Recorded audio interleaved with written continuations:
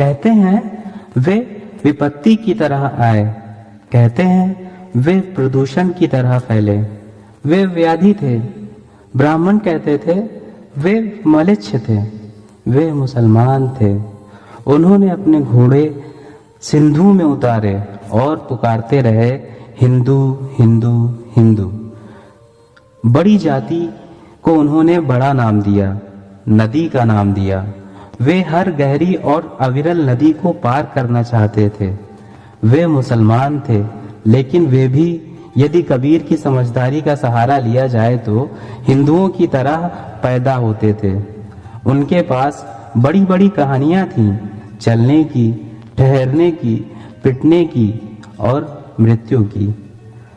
प्रतिपक्षी के खून में घुटनों तक और अपने खून में कंधों तक वे डूबे होते थे। उनकी मुट्ठियों में घोड़ों की लगामें और म्यानों में सभ्यता के नक्शे होते थे। ना मृत्यु के लिए नहीं, वे मृत्यु के लिए युद्ध नहीं लड़ते थे। वे मुसलमान थे। वे फारस से आए, तुरान से आए, समरकंद, फरगना, सिस्तान से आए, तुर्किस्तान से आए। वे बहुत दूर से आए, फिर भी वे पृथ्वी के ही कुछ हिस्सों से आए। वे आए क्योंकि वे आ सकते थे। वे मुसलमान थे। वे मुसलमान थे कि यह खुदा उनकी शक्लें आदमियों से मिलती थीं, हूबहू। वे महत्वपूर्ण अप्रवासी थे क्योंकि उनके पास दुख की स्मृतियां थीं। वे घोड़ों के साथ सोते थे और चट्टानों पर वीर्य बिखेर देते थे। निर्माण के लिए वे बेचैन थे। वे मुसलमान थे।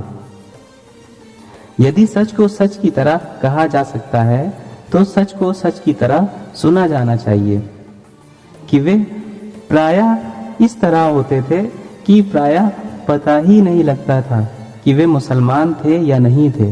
वे मुसलमान थे। वे ना होते तो लखनऊ ना होता, आधा इलाहाबाद ना होता, मेहराबें ना होती, गुंबद ना होता, आदाब ना होता। मीर मखदूम मोमिन ना होते, शबाना ना होती। वे ना होते तो उपमहाद्वीप के संगीत को सुनने वाला खुसरो ना होता। वे ना होते तो पूरे देश के गुस्से से बेचैन होने वाला कबीर ना होता। वे ना होते तो भारतीय उपमहाद्वीप के दुख को कहने वाला गालिब ना होता। मुसलमान ना होते तो 1857 ना होता। वे थे तो चचा हसन थे। वे थे तो पतंगों से रंगीन होते आसमान थे। वे मुसलमान थे। वे मुसलमान थे और हिंदुस्तान में थे और उनके रिश्तेदार पाकिस्तान में थे। वे सोचते थे कि काश वे एक बार पाकिस्तान जा सकते। वे सोचते थे और सोचकर डरते थे। इमरान खान को देखकर वे खुश होते थे। वे खुश होते थे और खुश होकर डरते थे। वे जितना पीएसी के सिपाही से डरते थे उतना ही राम से। वे मुरादाबाद से डरते थे। वे मेरठ से डरते थे। वे भागलपुर से डरते थे। वे अकड़ते थे लेकिन डरते थे। वे पवित्र रंगों से डरते थे। वे अपने मुसलमान होने से डरते थे। वे फिलिस्तीनी नहीं थे, लेकिन वे अपने घर को लेकर घर में, देश को लेकर देश में, खुद को लेकर आश्वस्त नहीं थे। वे उखड़ा उखड़ा राग देश थे। वे मुसलमान थे। वे कपड़े बुनते थे। वे कपड़े सिलते थे। वे ताले बनाते थे। वे बक्से बनाते थे। उनके श्रम की आवाज़ें पूरे शहर में गूंजती थीं। वे शहर के बाहर रहते थे। वे मुसलमान थे, लेकिन दमिश्क उनका शहर नहीं था। वे मुसलमान थे, अरब का पेट्रोल उनका नहीं था। वे दजला का नहीं, यमुना का पानी पीते थे। वे मुसलमान थे। वे मुसलमान थे इसलिए बच के निकलते थे। वे मुसलमान थे इसलिए कुछ कहते थे तो हिचकते थे। देश के ज्यादातर अखबार यह कहते थे कि मुसलमान के कारण ही कर्फ्यू लगते हैं। कर्फ्यू लगते थे और एक के बाद दूसरे हादसे की खबरें आती थीं। उनकी औरतें बिना दहाड़ मारे पछाड़े खाती थीं। बच्चे दीवारों से चिपके रहते थे। वे मुसलमान थे। वे मुसलमान थे इसलिए जंग लगे तालों की तरह वे नहीं खुलते थे।